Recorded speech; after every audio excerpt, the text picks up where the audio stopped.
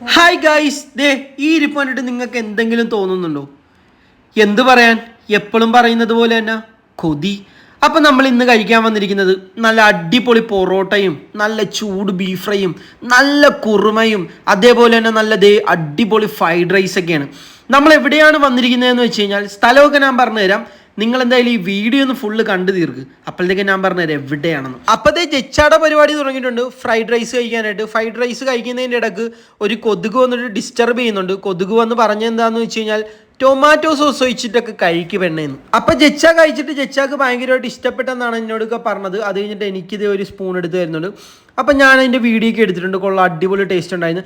അത് കഴിഞ്ഞിട്ട് നമ്മളെ കേരളീയരുടെ ഭക്ഷണമായ പൊറോട്ടയും ബീഫ് ഫ്രൈയും, നല്ല മൊരിഞ്ഞ പൊറോട്ട എടുത്തിട്ട് അതിനകത്തോട്ട് നല്ലൊരു ബീഫ് ഫ്രൈ വെച്ചിട്ട് നല്ല സവാളയൊക്കെ വെച്ചിട്ട് ഇച്ചിരി കുറുമയുടെ ഗ്രേവി ഒഴിക്കാനുണ്ട് കേട്ടോ.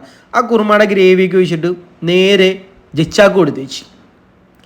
അപ്പോൾ ജെച്ച അത് കഴിച്ചിട്ട് അഭിപ്രായം പറയും അടിപൊളിയാണെന്ന്.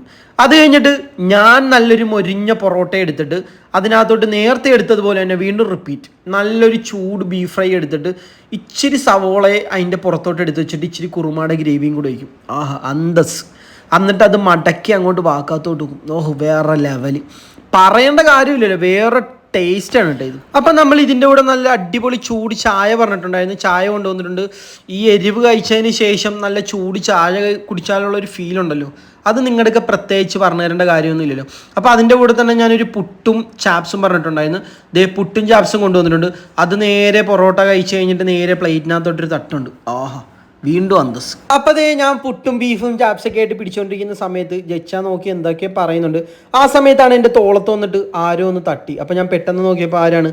നമ്മുടെ കടയുടെ ഓണറായിട്ടുള്ള ജലീലിക്കയായിട്ട് നമ്മൾ വർഷങ്ങളായിട്ടുള്ള ബന്ധമാണ്. എന്താണെന്ന് വെച്ച് കഴിഞ്ഞാൽ നമ്മൾ വർഷങ്ങളായിട്ട് ഈ കടയിൽ കയറുന്നതാണ്. മുമ്പ് ഞാൻ വീഡിയോ ചെയ്തിട്ട് ഈ ചാനലിനകത്ത് ഇട്ടിട്ടുണ്ട്. പഴയ നൊസ്റ്റാൾജിയ കടയായിരുന്നപ്പോൾ തൊട്ട് നമ്മളിവിടെ വരുന്നതാണ്. ഇവിടുത്തെ കുറുമ എന്ന് പറയുന്നത് എടുത്ത് പറയേണ്ട കാര്യമാണ്. ആലപ്പുഴക്കാർ അവിടെ കയറി കഴിച്ചിട്ടുള്ളവർക്കറിയാം അതിൻ്റെ ടേസ്റ്റ് എന്താണെന്ന്. വെറൈറ്റി ഒത്തിരി ഐറ്റംസ് ഉണ്ട് ആ കടക്കകത്ത്. നിങ്ങളെല്ലാവരും ഒന്ന് കയറി കഴിക്കണം. ഉച്ചക്ക് അവരുടെ സ്പെഷ്യൽ മന്തി ബിരിയാണി ഉണ്ട്. അത് നിങ്ങളൊന്ന് കഴിച്ചിരിക്കേണ്ട ഐറ്റം തന്നെയാണ്. അപ്പോൾ എനിക്കിവിടെ ഒത്തിരി ഐറ്റംസ് ഉണ്ടെങ്കിലും എൻ്റെ ഫേവറേറ്റ്, ജെച്ചാടേയും ഫേവറേറ്റ് ആയിട്ടുള്ള ഐറ്റം എന്ന് പറയുന്നത് കുറുമയും ഇവിടുത്തെ ബീഫ് ഫ്രൈയും ആണ്. നമ്മളെപ്പം വേറെ എന്ത് കഴിക്കണമെന്ന് പറഞ്ഞു വന്നാലും അവിടെ എത്തുമ്പോൾ നമ്മുടെ മനസ്സ് മാറിയിട്ട് നമ്മൾ കുറുമയും ബീഫ് ഫ്രൈയേ കഴിക്കത്തുള്ളൂ. അപ്പോൾ ഈ കടയുടെ ലൊക്കേഷൻ ഞാൻ നിങ്ങൾക്ക് വേണ്ടി ഒന്ന് പറഞ്ഞു തരാം. ഇവിടെ വന്ന് കഴിക്കാത്തവർക്ക് വേണ്ടിയിട്ടാണ്.